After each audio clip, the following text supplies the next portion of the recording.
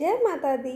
जय भोलेनाथ। स्वागत है आपका मेरे इस चैनल @अनिता धार्मिक ज्ञान पर। आज मैं आपको सावन के महीने में 16 सोमवार के व्रत कैसे किए जाते हैं, उनके पीछे की कहानी क्या है, इन सब की जानकारी दूंगी।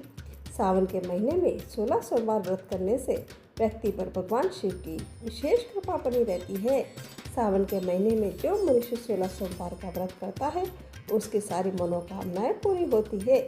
साथ ही ऐसे व्यक्ति को धन संपत्ति और पारिवारिक सुख समृद्धि मिलती है। सावन के महीने में रोजाना इस कथा को पाठ करना चाहिए। माता पार्वती के साथ भगवान शिव की सारी मनोकामनाएं पूरी होती है। सावन के महीने में भगवान शिव की पूजा के लिए सोमवार का दिन सबसे उत्तम माना जाता है। सावन के सोमवार से अक्सर 16 सोमवार का व्रत आरंभ किया जाता है, तो मनोकामना पूर्ति के लिए श्रेष्ठ माना गया है। 16 सोमवार का व्रत करने वाले शिव भक्तों को और सावन सोमवार व्रत करने वाले भक्तों को इस सोमवार व्रत की इस कथा का पाठ सोमवार और संभव हो तो सावन में हर दिन करना चाहिए। आइए जानते हैं पुराणों में वर्णित 16 सोमवार व्रत कथा। एक समय की बात है, भगवान शिव जी, जिन्हें हम विश्वनाथ महादेव के नाम से भी जानते हैं, मर्त्यलोक में भ्रमण करने की इच्छा करके एक समय श्री भूतनाथ भगवान भोलेनाथ माता पार्वती के साथ मर्त्यलोक में पधारे। भ्रमण करते करते दोनों विदर्भ देशांगत अमरावती नाम की अति रमणीक नगरी में पहुँचे। अमरावती नगरी अमरापुरी के संदर्भ सब प्रकार के सुखों से परिपूर्ण थी। उस पुरी के राजा ने अपनी भक्ति और श्रद्धा से एक अद्भुत शिव मंदिर बनाया था, जिसमें हर दिन विधि पूर्वक भगवान शंकर की पूजा अर्चना होती थी।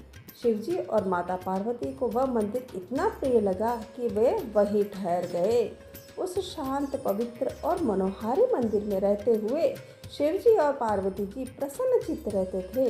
एक दिन माता पार्वती ने देखा कि भगवान शिव बहुत प्रसन्न है, तो उन्होंने सोचा कि क्यों ना कुछ खेलकर उनका मन बहलाया जाए। माता ने शिव जी से विनम्रता से कहा कि हे नाथ, आज मेरा मन कर रहा है कि हम दोनों चौसर खेलें। भगवान शिव मुस्कुराए और अपनी प्रिया पार्वती का आग्रह तुरंत मान लिया। इस प्रकार दोनों ने चौसर का खेल आरंभ किया। खेल में कौन जीतेगा और कौन हारेगा, यह तो भाग्य की बात थी। परंतु तभी एक घटना घटी। मंदिर का ब्राह्मण पुजारी पूजा के लिए मंदिर में आया। माता पार्वती ने उसे देख लिया और उसे पुकार कर पूछ लिया कि ए ब्राह्मण देव, बताइए इस चौसर में कौन जीतेगा। ब्राह्मण देव ने बिना विचारे ही तुरंत कह दिया, माता, इसमें तो भगवान महादेव जी की विजय होगी। परंतु इस भविष्यवाणी के उलट थोड़ी ही देर में चौसर का खेल समाप्त हुआ और माता पार्वती जीत गई। यह देखकर पार्वती को ब्राह्मण पर क्रोध आया। उन्हें लगा कि ब्राह्मण ने झूठ बोला था। भगवान शिव ने उन्हें बहुत समझाया, पर माता पार्वती ने क्रोधवश ब्राह्मण को श्राप दे दिया कि तू कोढ़ी हो जाएगा। श्राप के प्रभाव से ब्राह्मण को शीघ्र ही शरीर पे कोढ़ हो गया। उसके शरीर में घाव होने लगे और बहुत दुख भोगने लगा। उसे कोई पूछने वाला न रहा। उसे मंदिर में भी बाहर निकाल दिया गया। वर्षों बीत गए, उसका दुख बढ़ता ही गया। एक दिन स्वर्ग की सुंदर अप्सराएं भगवान शिव की पूजा के लिए उसी मंदिर में आई। उन्होंने ब्राह्मण को देखकर दया से पूछा कि हे ब्राह्मण देव, तुम कौन हो, तुम्हारी ये दशा कैसे हुई। ब्राह्मण ने करुणा स्वर में कहा, सारी कथा का सुनाई, किस प्रकार माता पार्वती ने उन्हें श्राप दिया। अप्सराओं ने सहानुभूति से कहा कि हे ब्राह्मण, अब तुम्हारा दुख दूर होगा। तुम भगवान शिव का 16 सोमवार व्रत करो, इससे सारे दोष मिट जाएंगे और तुम्हारा शरीर पुनः स्वस्थ हो जाएगा। ब्राह्मण ने हाथ जोड़कर पूछा कि हे देवी, ये व्रत कैसे करना चाहिए, कृपया विस्तार से बताइए। तब अप्सराओं ने बताया कि हर सोमवार प्रातः स्नान करके शुद्ध वस्त्र पहनो, फिर आधा किलो गेहूं का आटा लेकर उसे घी से भूनो और उसमें गुड़ मिलाकर प्रसाद तैयार करो। उसे 3 भागों में बांट लो। प्रदोष काल में चंदन, फूल, बेलपत्र, धूप, दीपक आदि से श्रद्धा से भगवान शिव की पूजा करो। फिर प्रसाद का एक भाग भगवान शिव को अर्पित मानकर श्रद्धालुओं में बांटो और यह एक भाग स्वयं ग्रहण करो।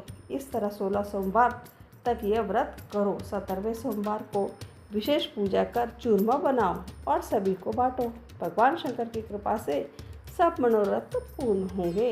इतना कहकर अप्सराएं स्वर्ग लौट गई। ब्राह्मण ने वही विधि पालन की और 16 सोमवार के व्रत पूरे करने के बाद वह कोढ़ से मुक्त हो गया। इसका शरीर फिर से सुंदर हो गया।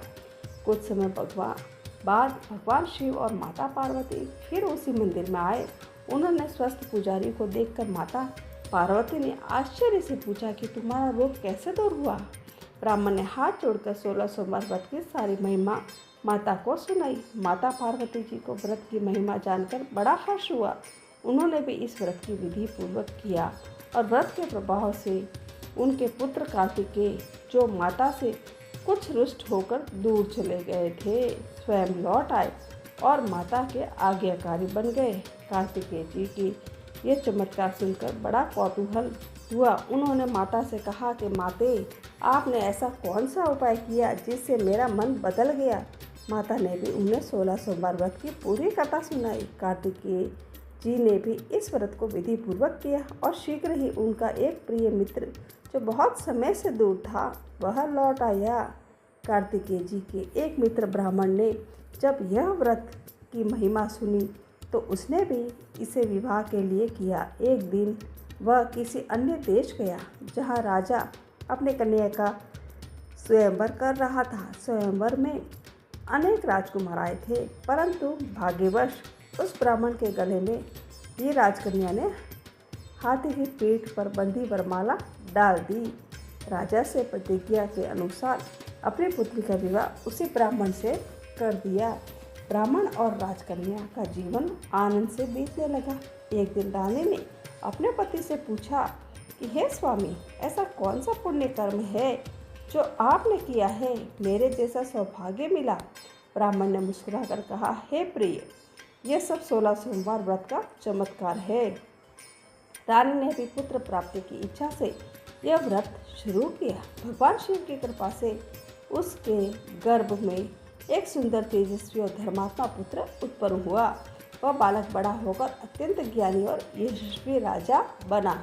यह दिन उस बालक ने अपने माता से पूछा कि माँ, आपने ऐसा कौन सा व्रत किया था जिससे मुझे जैसा आपको पुत्र मिला। माता ने उसे भी 16 सोमवार व्रत की महिमा बताई। पुत्र ने राज्य अधिकारी बनने की कामना से इस व्रत को किया। राज्य अधिकारी बनने के बाद वह ब्राह्मण पुत्र अपनी पत्नी के साथ हर वर्ष 16 सोमवार व्रत करता। एक बार उसकी पत्नी ने आलस्यवश मंदिर न जाकर दासियों को पूजा सामग्री भेज दी। राजा ने अकेले पूजा की। तभी आकाशवाणी हुई कि हे राजा, अपनी रानी को त्याग दो, अन्यथा सर्वनाश हो जाएगा। राजा ने आकाशवाणी सुनकर दुख के साथ रानी को महल से निकाल दिया। दुखी रानी दर दर भटकती रही। उस पर भगवान की भीषण परीक्षा थी। रानी एक बुढ़िया के साथ सूत बेचने गई, पर आंधी से सारा सूत उड़ गया। फिर वह तेली के घर गई। तेल के सारे घड़े टूट गए।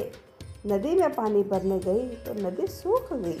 तालाब से पानी लेने गई तो उसमें कीड़े पड़ गए। दुखी होकर रानी एक साधु गोसाई के आश्रम पहुंची। गोसाई ने उसकी दशा देखकर उसे अपने शरण में ले लिया। रानी ने गोसाई जी को सारा दुख और शिव व्रत की कथा सुनाई। गोसाई जी ने भी कहा कि पुत्री, तुम फिर से 16 सोमवार का व्रत करो, शिव जी सब क्लेश हर लेंगे। रानी ने व्रत किया और 17वें सोमवार को राजा ने उसे खोज निकाला। गोसाई जी के आशीर्वाद से वह फिर से महल लौटी। नगरवासियों ने नगर द्वार तथा नगर को तोरण एवं वंदनवारों से विविध विधि से सजाया। घर घर में मंगल गान होने लगे। पंडितों ने विविध वेद मंत्रों का उच्चारण कर अपनी राजरानी का स्वागत किया। ऐसी अवस्था में रानी ने अपने राजधानी में प्रवेश किया। महाराज ने ब्राह्मणों को अनेक तरह के दान आदि देकर संतुष्ट किया।